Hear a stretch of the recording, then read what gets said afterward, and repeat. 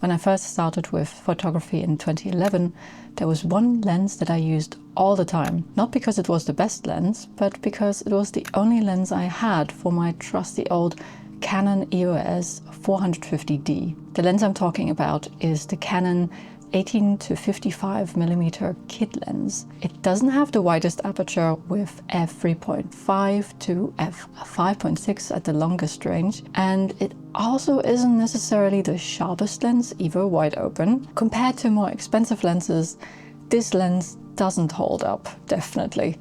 But that's also not the point of this lens. It's just an entry-level choice that works really well on APS-C cameras, and it's just a really good starting point. Recently I got myself a Viltrox EF-L mount adapter though, and I wanted to see whether it would hold up on a full-frame camera too, my Lumix S5 IIx. On paper at least, it seemed like it could be a good vlogging lens, especially the STM version with the quieter motor. And it also is supposed to have image stabilization, so I thought maybe this could be a good choice. With my first test, I quickly ran into problems though. The autofocus wasn't working as well as I expected, and it only works in one of the modes on the Viltrox adapter.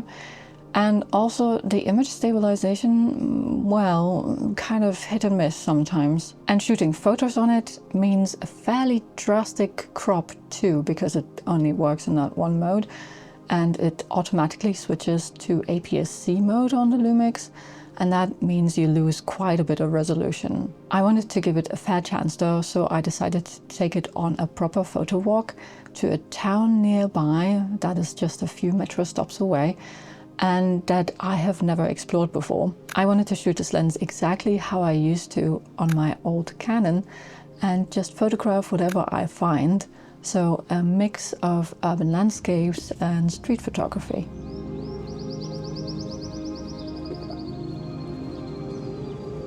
When I arrived at the metro station, I had just missed the train, so I just wandered about for a little while because the station is in a neighborhood that I have barely even explored yet. This scene caught my eye because of this narrow shaft of sunlight on the grass and all the washing hanging everywhere.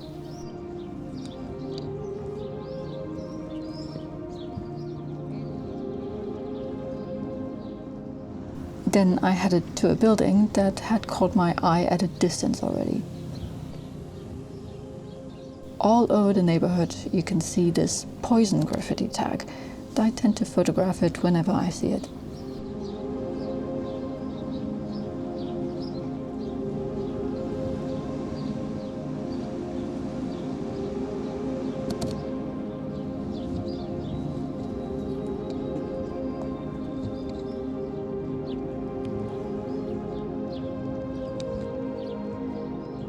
I definitely want to explore this industrial estate in a bit more detail, but I didn't have much time before the next train. A couple of detail shots and I already had to head back to the station.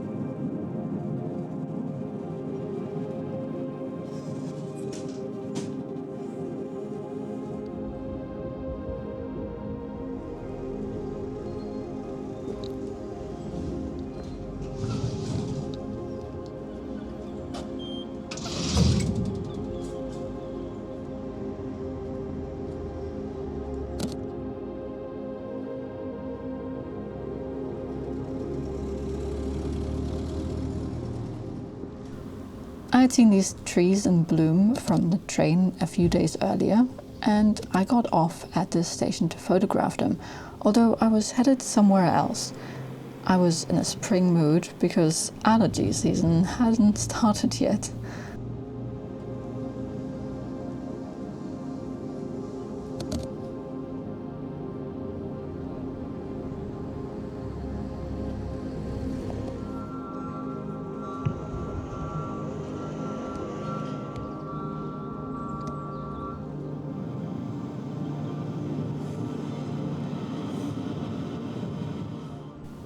My next stop was this colorful mural here, and with this it was already settled that I would be shooting color.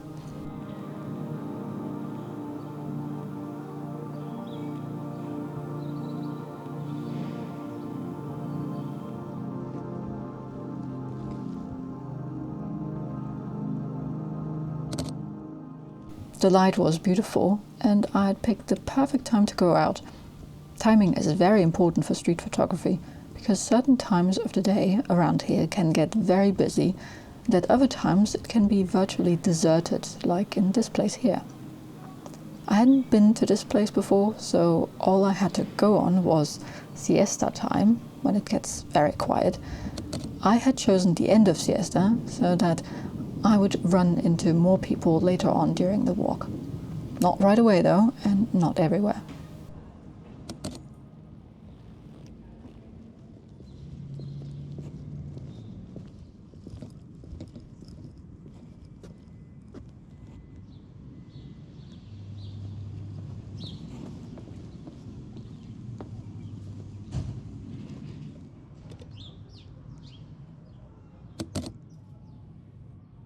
These details caught my eye because of all the green.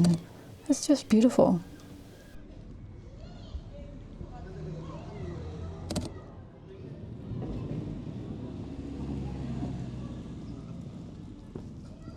I can't really resist a car park. There's just something Balladian about them. And I like the pipes and electric lines, but framing was difficult with the light. I think it would be much more interesting at night. The seagulls intrigue me because we don't really hear them where we live, and we're just a 10-minute bus ride from the sea. So why are they here and not where we live? Strange. Then this church caught my eye and I tried to frame it, but it was too simple a shot, and I decided to try a different composition from another angle.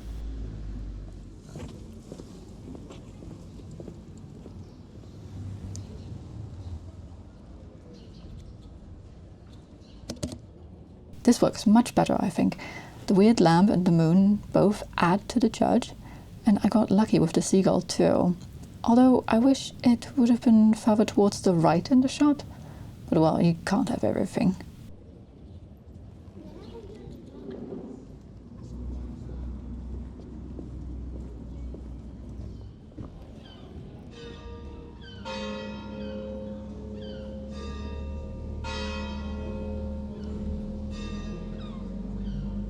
The light caught my eye here, and I thought I needed the right subject to walk into my frame. Then these three ladies appeared, and I knew they would be perfect.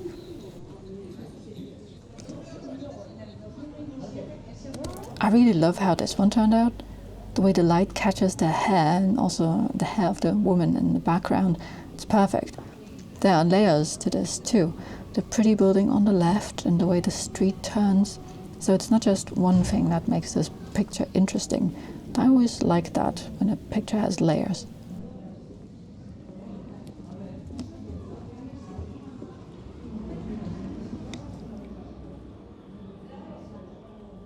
This building was particularly interesting. I wanted to capture some of the details. I think the colors worked out really nicely in these.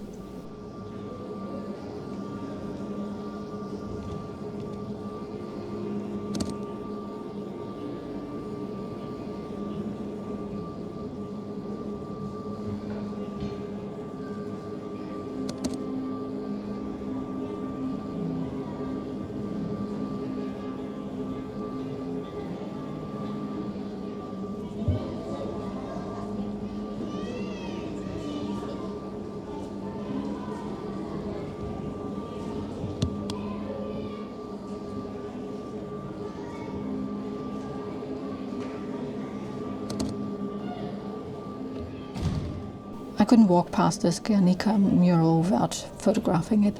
I'm not really sure why it's in this town particularly, but well, we're not too far from Guernica.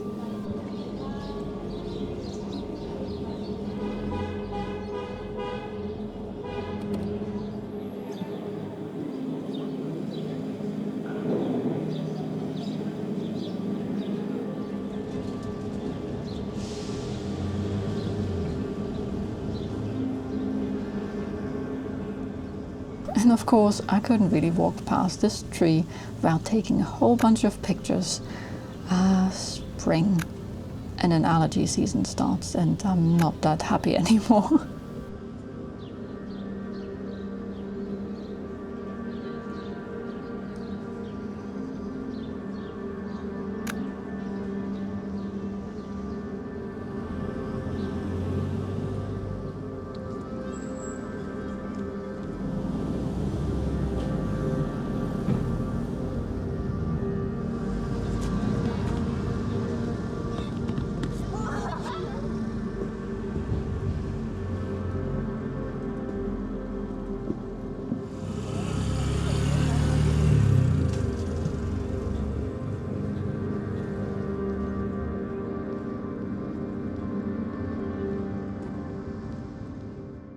Hi guys. I've never actually been in this place before. This town? No idea. Never been here, but it seems quite nice. I'm quite surprised. It's quite normal that all the little Basque towns are actually quite nice, but this one seems very relaxed and yeah, I like it. As always, when I'm filming myself in front of other people, I feel utterly ridiculous, but I'm making do, and yeah, it's always fun. Today I'm shooting APS-C on the Lumix. I have to crop in, and then I actually lose quite a bit of file size, but I don't think that matters much because I normally shoot film and then scan the pictures at a lower resolution. There's really not much of a change there for me, I suppose. It's very strange to be shooting pictures with a zoom lens. I almost never do that. Interesting bit of change of pace. The plan is actually to go to the next metro stop because I saw something there from the train that might be interesting to photograph. And that's also why I got off the train here today. And I'm here for the first time. We'll see what I find on the way. So far it's quite nice, and I think the light is very beautiful today. It's a surprisingly warm first spring day, and yeah, I'm having fun. I'm enjoying it. All right, talk to you later.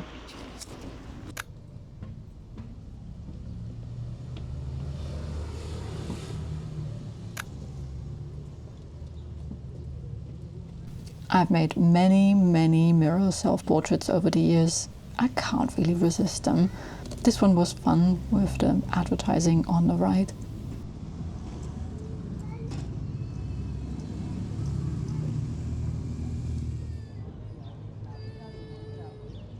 Then I hung out at this mural for a while and tried to have a fitting subject walk through the frame. It was difficult though, because it was a bit too busy now. Cars and too many people, but eventually I got what I wanted, and I'm really happy with this one. I think it turned out perfectly.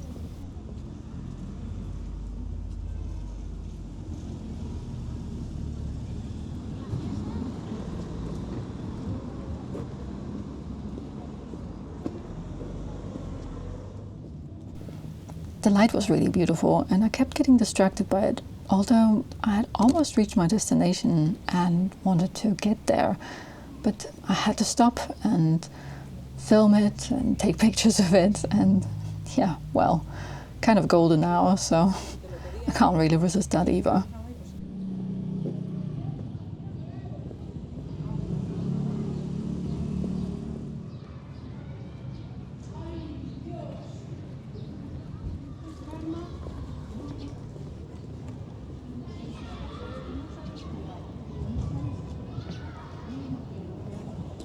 And then I was finally there.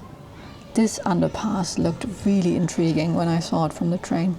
I thought I would get some interesting pictures here.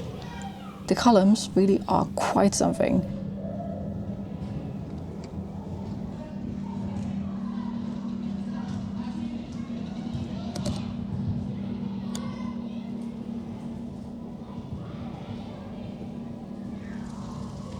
This is definitely the kind of place that I would avoid at night, but on a busy afternoon with people walking through it constantly and children playing on the sports ground right next to it, there was nothing ominous about it.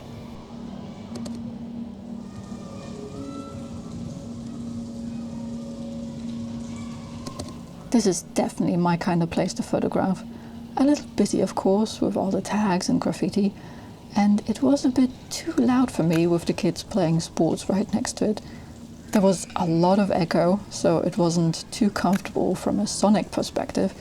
I definitely felt like I wanted to come back on a quieter day, but photographically this was really nice.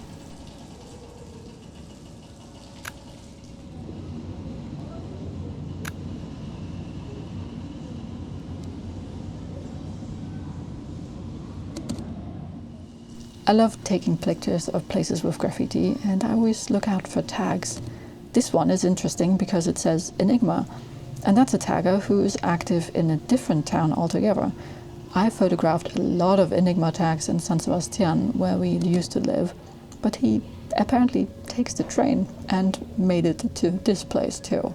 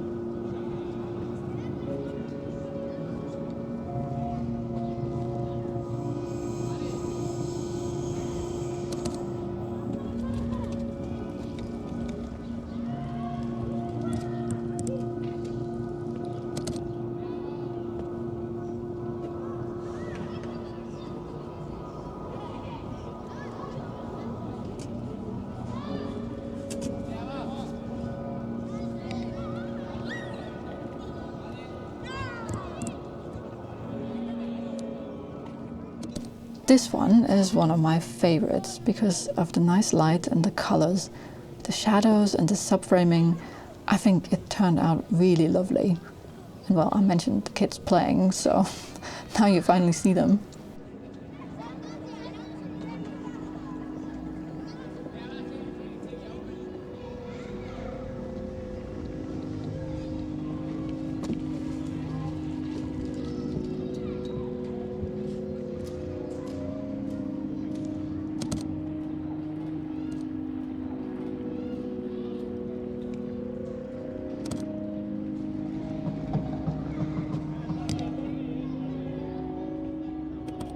I like this one for all the lines that lead the eye in different directions, but definitely down towards the kids on the sports ground.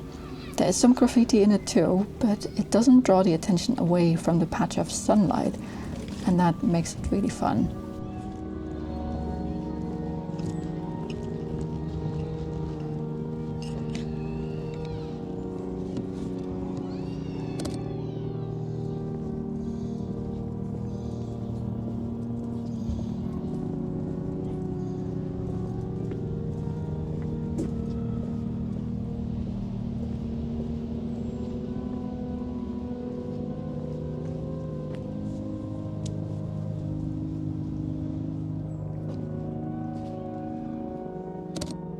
In this one, everything looks a bit crooked and warped, but it's definitely constructed in that way, which I found quite interesting. It's definitely more of an informative picture though. I don't really think it works as a photograph so well.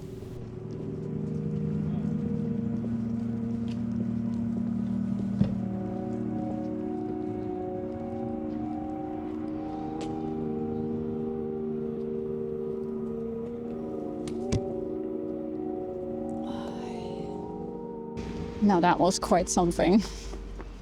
I got some interesting stuff, I think, if it's actually sharp.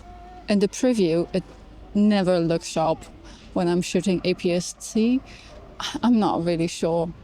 The viewfinder gets sort of blurry and weird, so I'm not really sure whether that worked or not, but I think so.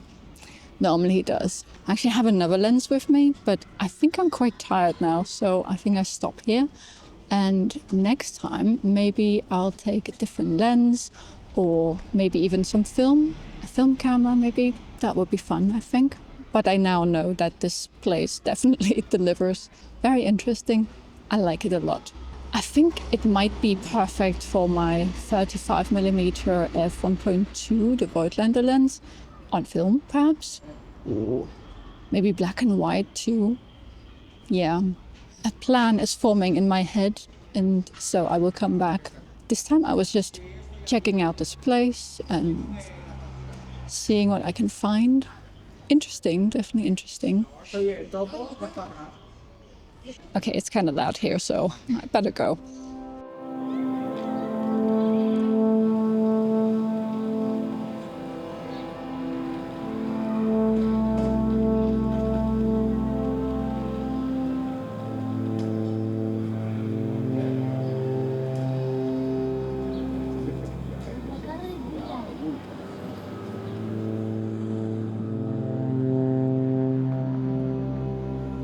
After editing the pictures, I'm actually quite happy with what I got. The light was really beautiful and I think it worked out quite well, and the lens held up reasonably well. I mean, you don't really want to zoom into these pictures too far because I had to do a fair bit of sharpening at times, and there's also that quite substantial crop. The images ended up at around 3,500 pixels by 2,300, so more or less like the film scanner that I have, the Pacon. That has a resolution of 3,000 by 2,000, and I can print pictures from that quite well. You're not gonna make any humongous prints with something like that, but it's still quite all right. Also with AI resizing tools, you can do a lot in that respect. So maybe the resolution isn't really a problem now. The sharpness is, however, and at times it can get a little soft, especially if it ever so slightly misses the focus, and then it's just not quite there. But well, it's a very budget lens, so I wouldn't expect anything more from it, really. I'm also not really sure whether I had a mist filter on this or not. I think so, because it did get a bit much, I thought. It suggests that this lens is a little bit glowy to begin with, and then adding a mist filter to it was maybe a bit too much, so I'm definitely not doing that again. The stabilization isn't great with this lens either. I had lots of little shakes, and yeah, it feels more like there is no image stabilization in the lens, and it's yeah, not really that great, I would say. If you hold still, it works out though, but for vlogging, definitely a no-go. I didn't even try after my first few attempts of shooting some footage, and in the end just recorded myself with the GoPro because no, it's not a vlogging lens, definitely not. So the original purpose I had in mind for this didn't really work out. The resolution isn't great, the sharpness isn't great, so maybe it's a bit too much of a quality hit to actually use this lens on a full-frame camera. I don't think that makes much sense, to be honest, especially since there are far better lenses for this purpose. And I already got myself one of these lenses, not necessarily for vlogging because it's massive. It's the Canon 17 to 40mm lens. It's an L lens, so the professional line, and it was quite cheap, which surprised me. But it makes sense since Canon switched to RF mount. Now all these EF-L lenses are actually quite cheap, and I saw it and thought, well, that would be perfect, right? Well, it's just very heavy for vlogging, so also not quite right for that purpose. But from that one, I'm getting really, really nice image quality and definitely more sharpness and higher resolution because it's a proper full frame lens. I definitely want to go back to this underpass with the 17 to 40 because I think it would really benefit from an ultra wide lens. The lens that I was using equates to about 28mm, I think, on full frame, and 17 is quite a lot wider. So I really want to try that out. That's not to say that I don't like the pictures that I took on this shoot. Many of them were actually quite nice, but I don't think that this lens really does the place justice. Or the camera. It's really a silly lens to have on this camera, I think. It's all right in an emergency, and it's a very cheap lens, about, I think, 70 euros used. And yeah, you get what you pay for, but if you're really in a pinch, it's workable. And I'm recording myself on it right now, so it works for that purpose too. The out of focus areas are not that great. I mean, f3.5, it's nothing to write home about, but it works if you have nothing else. If you do need a kit lens though, I would suggest that you look at a proper Lumix lens. The 18 to 40 and the 18 to 60 are really good lenses and a much better choice than this. Of course, also more expensive, but well, If you buy a full-frame camera, you have to spend a bit more on the lenses, I suppose. Personally, I don't really need those Lumix lenses because kit lenses are not really what I normally use. I use a lot of prime lenses, and I now also have this 17 to 40 millimeter. But you know, it's not really a street photography lens. I mean, look at this thing, it's massive. I've shot street with it before, but it's kind of uncomfortable. And also I have to say that this 18 to 55 is also not that small on the Lumix. Not a better choice, just because it's a tiny bit smaller and lighter. It just doesn't hold up. If you're interested in results from the 17 to 40 millimeter lens too, and want to see more pictures from this place, then you can subscribe. There will definitely be a video on that coming soon. Yeah, if you enjoyed the video, then you can also leave a like. That really helps out my channel, so I would really appreciate it. A big shout out also to my supporters on Ko-fi. You make all this possible and I'm really grateful for it. If you also want to support what I do, you can head over to Ko-fi or maybe watch another video. There's an entire photography playlist that you can watch here. And I hope I see you soon for another video. Bye!